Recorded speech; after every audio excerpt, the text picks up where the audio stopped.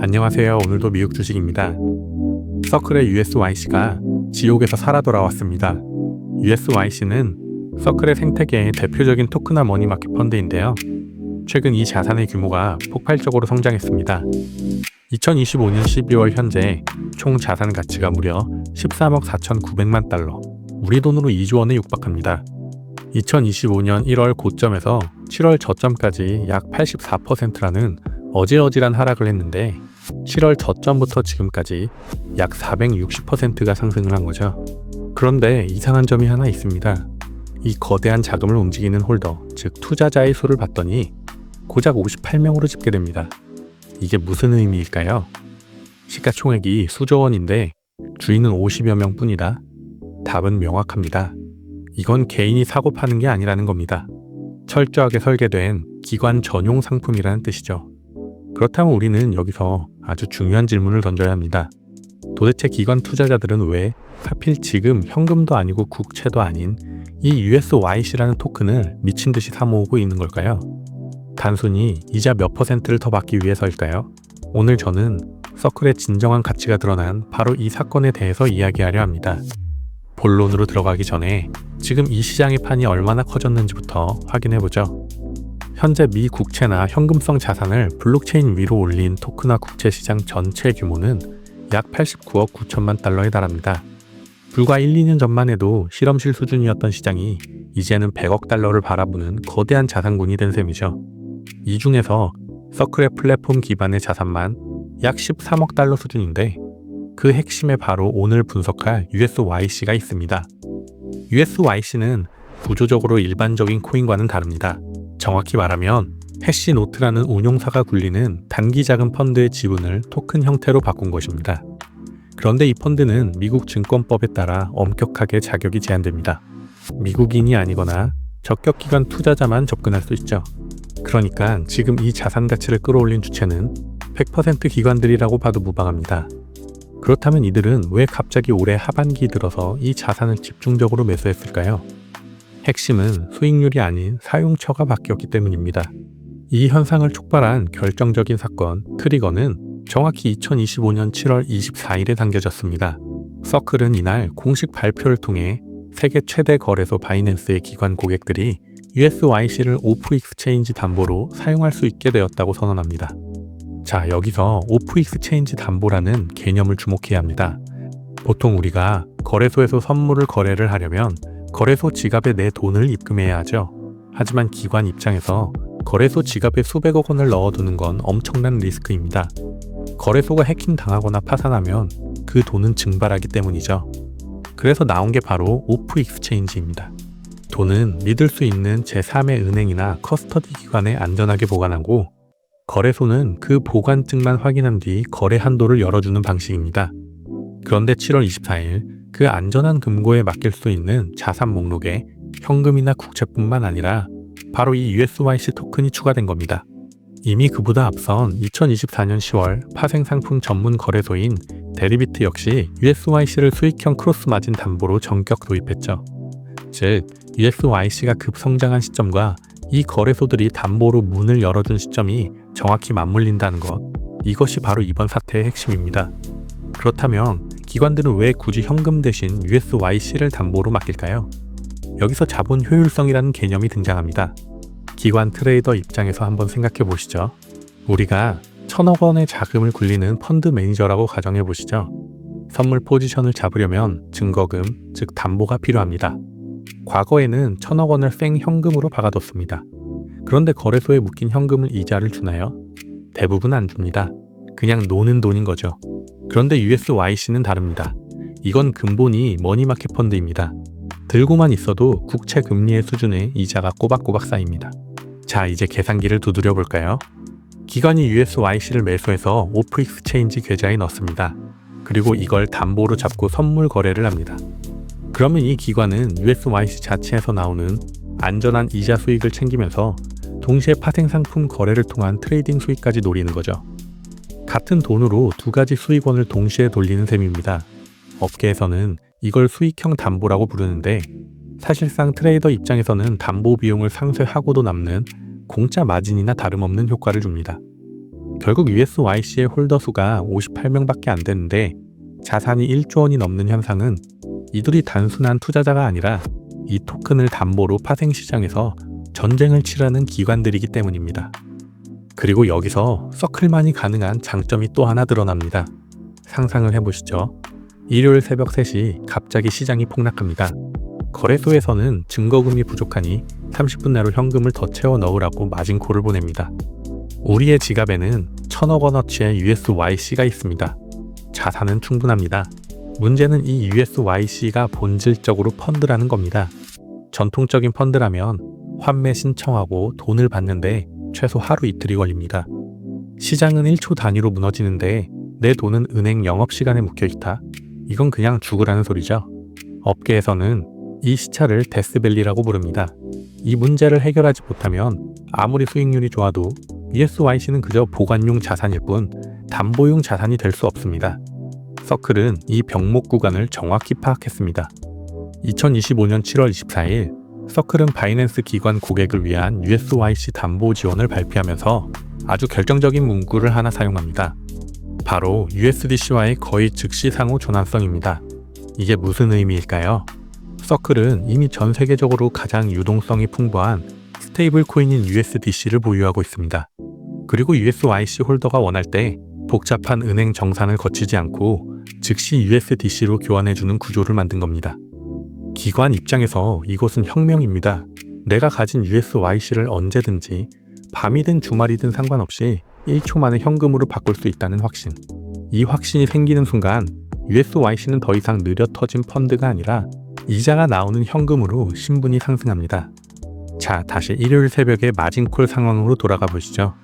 마진콜 경고가 뜨면 트레이더는 보유 중인 USYC 일부를 즉시 USDC로 전환합니다. 확보된 USDC를 증거금으로 추가 납입합니다. 포지션은 유지되고 위기는 끝납니다.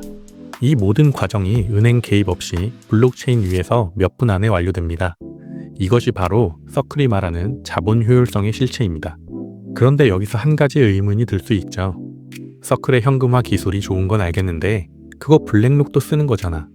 맞습니다. 세계 최대 자산 운용사 블랙록의 토큰화 펀드 비들 역시 서클의 스마트 컨트랙트를 사용합니다. 브랜드 파워로만 따지면 블랙록은 골리앗이고 해시노트는 다윗에 불과합니다. 하지만 흥미로운 것은 기관들이 가장 치열하게 싸우는 전장인 파생상품 담보 시장에서 깃발을 먼저 꽂은 것은 블랙록이 아니라 해시노트의 USYC였다는 점입니다. 도대체 왜 그랬을까요? 첫 번째는 타이밍입니다. 금융시장에서 4개월은 긴 시간입니다. 서클과 해시노트는 2025년 7월 바이낸스 기관 고객이 USYC를 담보로 쓸 수 있다고 선언했습니다. 반면 바이낸스가 블랙록의 비드를 오프 익스체인지 담보 라인업에 추가한 것은 11월이었습니다. USYC가 4개월 먼저 선점했고 기관들은 이미 USYC 시스템에 익숙해진 뒤였죠. 두 번째, 더 중요한 이유는 수익 구조에 있습니다. 블랙록의 비들은 토큰 가격이 1달러에 고정되고 이자는 매일 새로운 토큰으로 지급됩니다. 트레이더 입장에서 이건 골칫덩어리일 수 있습니다. 담보로 100만 개 맡겨놨는데 매일 이자로 100개가 추가로 들어옵니다. 이걸 다시 담보로 잡을지 뺄지 매일 계산해야 하죠. 반면 USYC는 NAV 누적 방식을 씁니다. 토큰 개수는 그대로인데 토큰 한 개의 가격이 1달러에서 1.01달러로 야금야금 올라갑니다. 이게 담보 관리에선 훨씬 유리합니다. 그냥 가만히 놔두면 담보 가치가 자동으로 늘어나기 때문입니다. 담보 가치가 늘어나면 마진 여유가 생기고 더 큰 포지션을 잡을 수 있습니다. 파생 트레이더들에게는 배당보다 가격 상승이 훨씬 효율적인 메커니즘인 거죠. 마지막으로 아주 미세한 디테일입니다. 비들의 약관이나 거버넌스 문서를 보면 즉시 교환 기능에 서클의 재량이며 보장되지 않는다는 뉘앙스의 문구가 따라붙곤 합니다. 하지만 서클의 USYC를 발표할 때 거의 즉시 상호 전환성을 핵심 세일즈 포인트로 전면에 내세웠습니다. 담보를 운용하는 리스크 매니저에게는 보장되지 않음이라는 단어 하나가 주는 무게감이 다릅니다. 결국 기관들은 먼저 열렸고 마진 관리가 편하며 황금성 메시지가 더 확실한 USYC를 선택해 1차전을 USYC의 승리로 만들어준 겁니다. 하지만 이 시장은 이제 막 시작되었습니다. 단순히 거래소 몇 군데가 받아주는 수준을 넘어 이제는 미국 정부가 이 판에 개입하기 시작했습니다.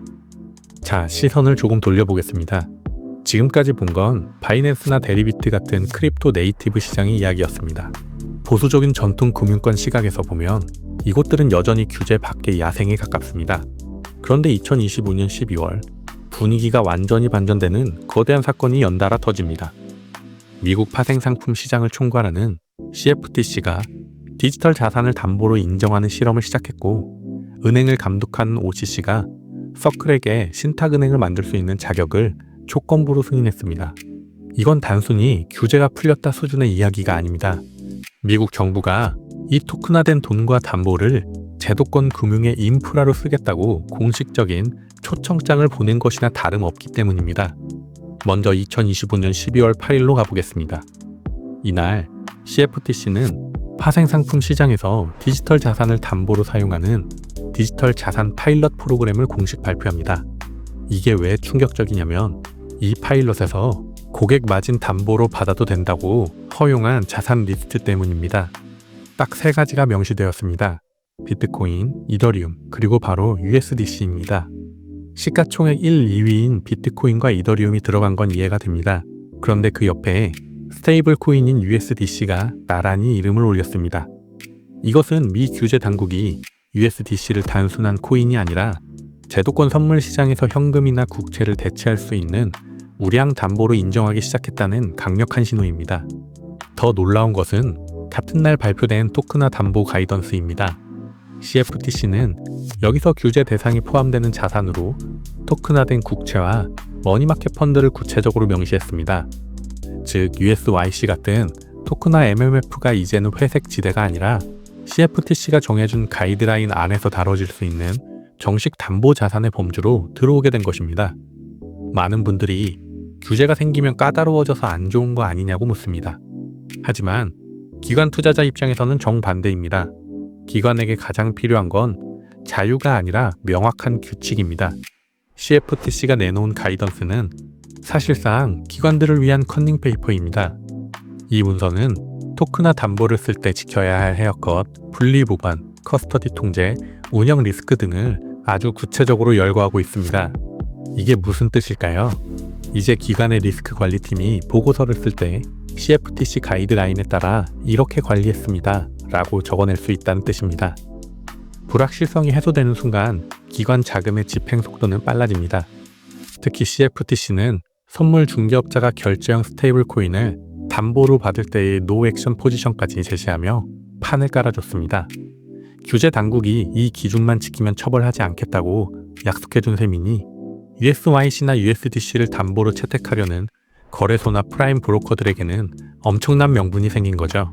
CFTC가 사용을 허락했다면 그 돈을 보관하는 문제에 대해서는 OCC가 나섰습니다. 2025년 12월 12일 OCC는 서클이 신청한 내셔널 트러스트 뱅크 설립을 조건부로 승인했습니다. 물론 이것이 서클이 당장 예금받고 대출해주는 상업은행이 된다는 뜻이 아닙니다.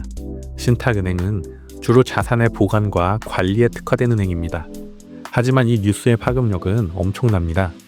서클은 이 승인의 의미를 USDC 준비금 관리를 연방 규제 감독 하에 두게 되는 것이라고 설명했습니다. 기관들이 USYC나 USDC를 쓸 때 마지막까지 불안해하던 것은 혹시 발행사가 마음에 내 돈은 준비금 빼돌리면 어떡하지? 바로 이겁니다. 그런데 이제 서클이 연방 정부의 감독을 받는 은행으로서 준비금을 관리하게 된다면 이 신용 리스크는 사실상 제로에 수렴하게 됩니다.